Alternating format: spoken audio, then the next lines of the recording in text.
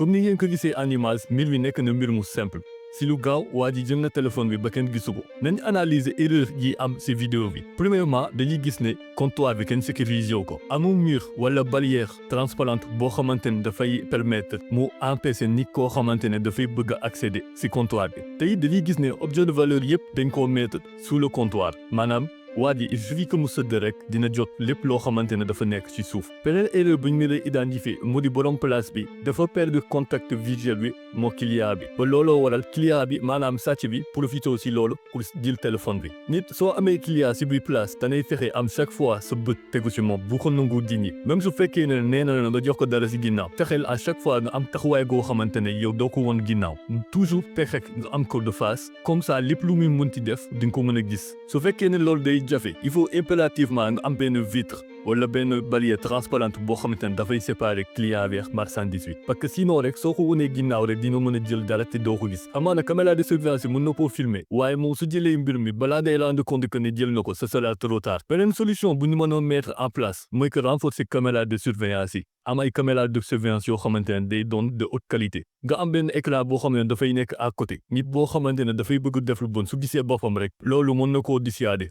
amaana aussi mën nañ mettre en place benn système de détection de mouvement boo xamante ne dañu ko entraîner à l'intelligence artificielle caméra de surveillance su filmer bu gis benn comportement bu suspect rek dafay envoyer benn notification si téléphone kii moom plage loolu noonu daf lay permettre nga mën a réagir en direct beneen solution bu ñu mën a mettre en place mu di sensibiliser employés yi fa nekk pour que ñu mën a parler aussi bépp éventualité bu mën a posé yu encourager aussi personnel bi pour que ñu gën a renforcer seeni surveillance te it ñu gën a mën a intervenir à temps su fekkee ne place bi ay téléphone lay jaay fu muy nekk il faut nga am attache yoo xamante ne day am câble antivol bu boobaa même téléphone bi su ko xëccee sax téléphone bi du mën a den parce que loolu noonu dafa nekk système boo xamante ne dafa dëgg teg si dafa fiable solution yi yëpp mën nañ ko mettre en place waa ji nag def lii jamono ji ñoo ngi koy wër képp ko am information si waa ji nii mën ñu ko wax en commentaire ñu ngi leen laaj nag seen xalaat à travers le commentaire bu leen fàtte abonné wu ngeen partager vidéo bi sur ce ñu ngi waxtu ba beneen suñu beneen jàngat sur Dakar.